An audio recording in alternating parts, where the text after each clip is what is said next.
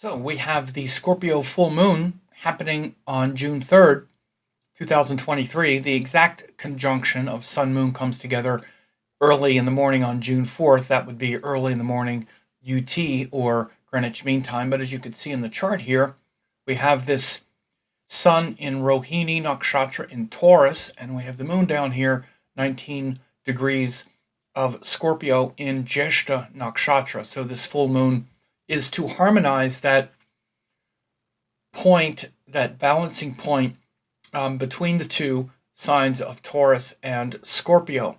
So we started this cycle with the new moon in Taurus, 2 weeks ago. Then 2 weeks later, the moon moves around the Zodiac and then opposes the sun. And now we're integrating the opposite. So in order to fully realize the Taurus cycle and the Taurus theme of stability, structure, comfort, our own value system, we need to be able to endure the provocation and the challenge and the tests and the emotional, turmoil of Scorpio, where Taurus is fixed earth, solid, stable foundations in your life. Scorpio is the restless distrust of all that is stable and solid. Scorpio is always on alert and always restless about things that seem settled. Oh, it's all settled. Everything is nice and calm. Okay, what about this? Let me rock the boat. Scorpio energy is always feeling a bit vulnerable about the state of affairs in life because we know nothing is ever really settled. Everything is unsettled.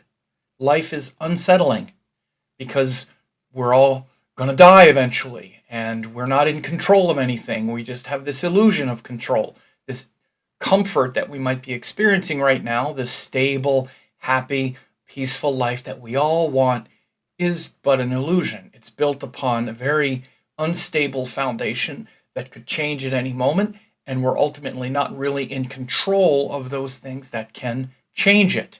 That's the Scorpio notion. And the Scorpio-Taurus dynamic and polarity is around this.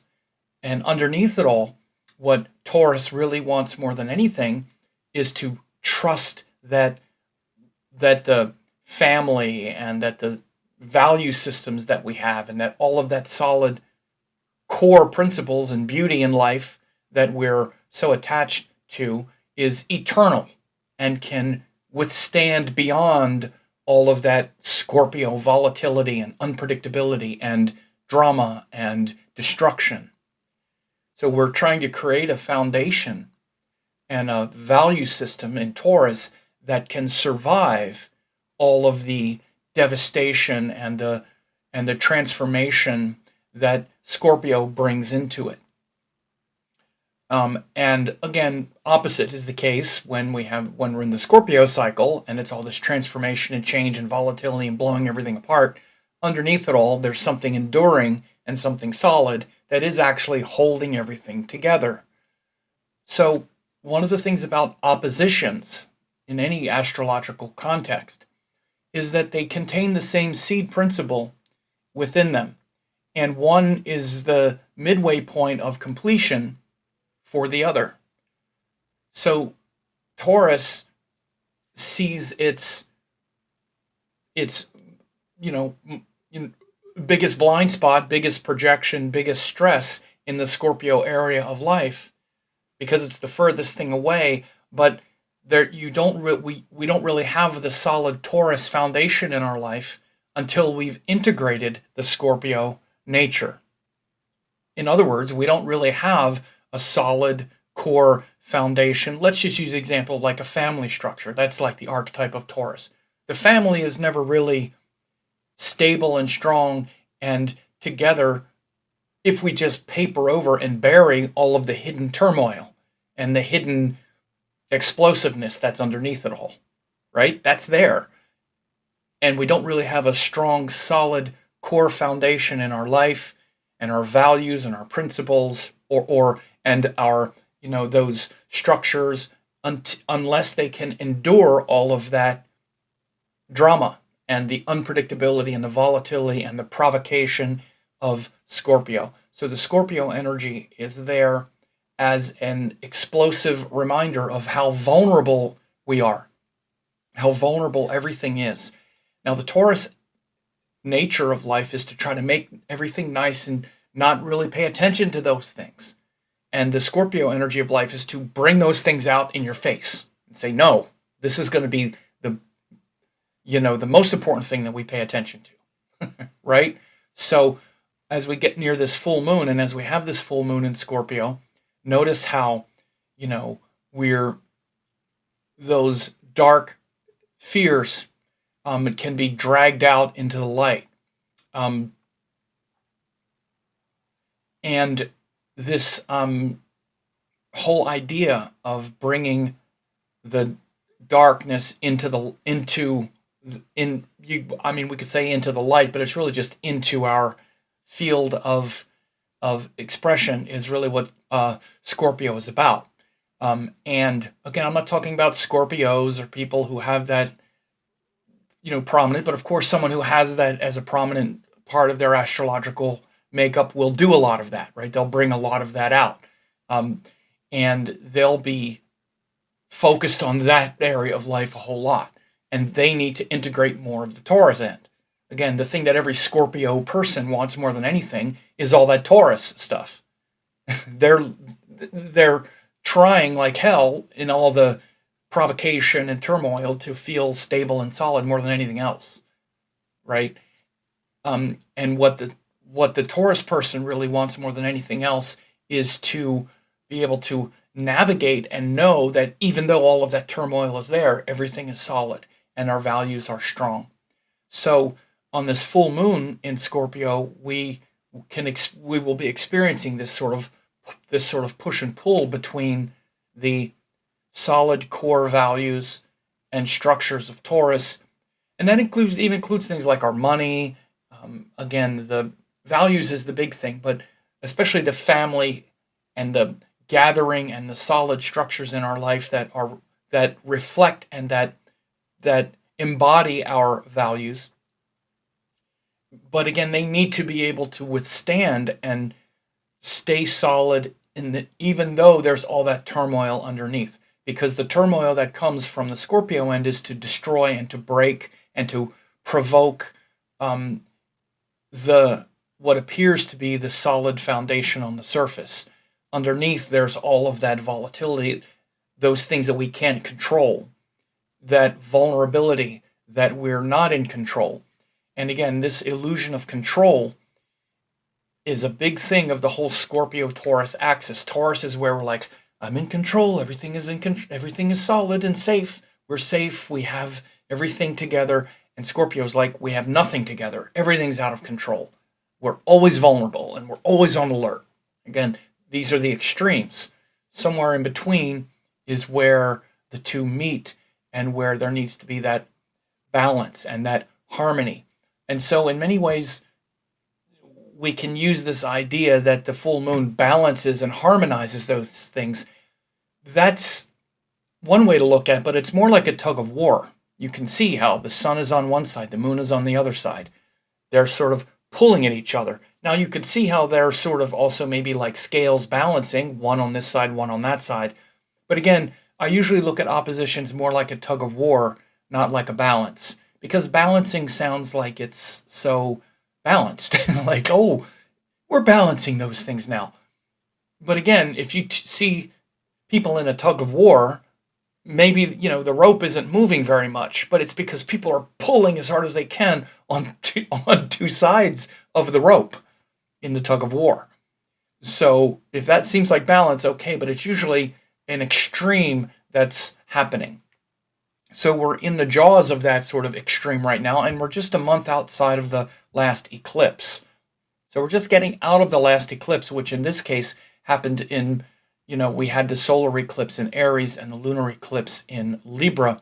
So now we're having the next full moon after the last lunar eclipse. So we're sort of closing that intensity, at least for a while. It's not as extreme, but there's still this residue of the Libra lunar eclipse also, with us now. So in Indian astrology, of course, we also use the nakshatras, the 27 portions of sky. And this nakshatra is very important. It's Jyeshta Nakshatra, which is at the end of sidereal Scorpio. It also corresponds with the star Antares in Western astronomy. So it's in the tail of the scorpion. So if you look up in the sky and you have a clear sky, you might see it looks like Mars is a red star next to the moon. It's actually Antares. It's often mistaken for Mars. And this is related to Lord Indra, who was the king of the gods. You could see him down here. Lord Indra, the king of the gods. He was very powerful and mighty, and the most talked about deity in the Vedas was Lord Indra, and he was the one who was the great hero, the great warrior king, who slayed the dragon Vritra, who was trying to steal all the water and keep it from the citizens of the earth. So Indra had to get into battle with this dragon slayer, or with this dragon who stole the water, and he got into battle with him and allowed himself to be swallowed by the dragon, and then cut a hole in his stomach to return the water to the earth. So this is how he wound up slaying the dragon Vritra, was he actually allowed himself to be swallowed by it with his sword, and then he cut a hole in his belly and returned all the water to the earth. So this is a great heroic story. This is one of those very powerful nakshatras, and it's called a warrior star. Again, when we're a warrior for truth and for dharma and righteousness, and that means when we're willing to look at ourselves and develop real emotional courage, not just do battle with others because of what they did to us and through our ego, then we become the great spiritual warrior. In the Vedas, Indra was very revealed and regaled.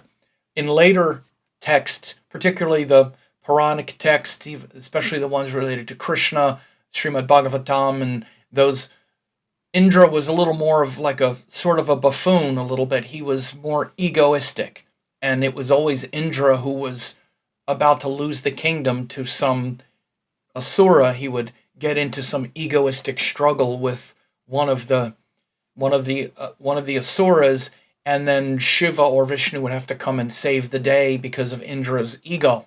So he became more of an egoistic, buffoonish character at times as well. And it's a sort of cautionary tale about how we need to fight the good fight, and particularly relative to the Scorpio energy, where we're emotional and we're very triggered and we're on alert to danger. Again, we have to understand this. All the signs, the Rashis, have this perspective, right? And it's a built-in perspective. It's a frame of reference. It's a point of view. It's a projection from that way of seeing the world. Taurus, the way Taurus sees the world, which is where we have the sun right now, and we're in the Taurus cycle, is everything is beautiful and nice, and I want it to be consistent and find the things that are beautiful and keep doing them, and the people, and it's all nice and it's beautiful and it's wonderful, and they wind up spreading that, sharing that, wanting to see that, wanting to create that. They bring that. Scorpio brings everything is uncertain, unpredictable. I'm vulnerable. I'm not sure what's going to happen. In fact, even as far as zodiac animals are concerned, the scorpion is by far the smallest of the zodiac animals. It's literally like a little bug that can easily get stepped on. It lives in holes. It's always protecting itself. The other animals, for example, Taurus is a bull. It could step on the scorpion, or a lion, or even the bipedals. Gemini are two people. Aries is a ram. You could easily step on a scorpion. So Scorpio has that protective quality. That's the frame of reference, where we're, always saying you're vulnerable, so be careful, be careful.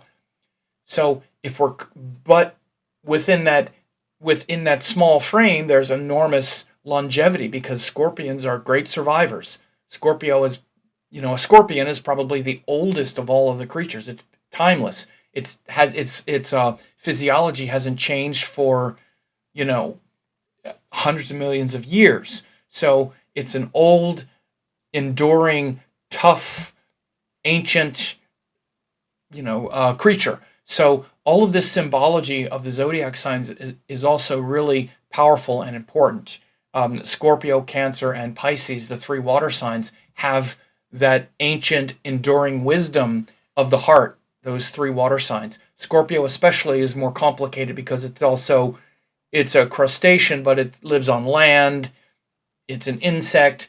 It's an interesting creature, but its motivations are more about self-protection, and we need to be careful on this full moon to not be seeking the enemy and instead destroying our own ignorance as the real enemy. So, very interesting and important full moon. By the way, yes, the moon is debilitated in Scorpio, even though I didn't mention that. It's simply because this aspect of life, this sort of alarmed and triggered and worried state, is debilitating for the moon part of us, because the moon is the part of you that wants to feel peaceful. If you don't feel peaceful, it's hard to really get anything done or to relax and be patient and those kinds of things. That's why the moon is exalted in Taurus, where we can relax emotionally. In Scorpio, the moon is stressed. And if we're stressed and we're alarmed, then we don't have any patience, we can't relax, we can't sink into the heart and trust. But again, one of the great qualities of Scorpio is that emotional courage.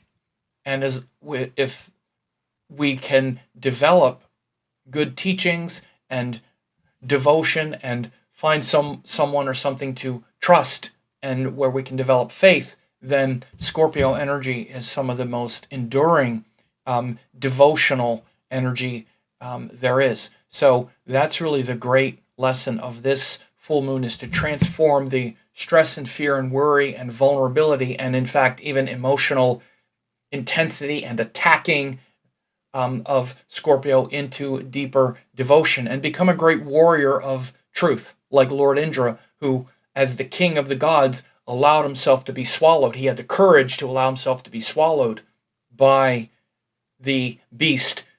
Then he cut his way out of the belly to return the water to the earth. So anyway, I hope you have a great full moon in Scorpio. For a limited time, I'm offering 10 hours of masterclasses, Yoga and Vedic Astrology, Quantum Vedic Astrology, and Spiritual Astrology Masterclass. These are 3 great courses that will really help you a lot. Now, in case you don't know who I am, I taught the AstroVed certification course of Dattatreya Shiva Baba in 2010. Ravi Shankar published my book in 2018. I've been around for decades. I've been teaching these great classes, and if you go to VedicAstrologyEssentials.com, you can get this 90% off discount of these 3 great classes, more than 10 hours, guaranteed value. You can check this out. These 3 classes will give you all the necessary tools to begin to learn Vedic astrology. Please find me on YouTube at Sam Jeppy, Vedic Astrology Teacher. On there since 2007, thousands of hours of classes. Also on Facebook at Astrology Teacher, tons of articles updated regularly, and I'm on Instagram at Vedic Astrology 108, ongoing updates and interaction.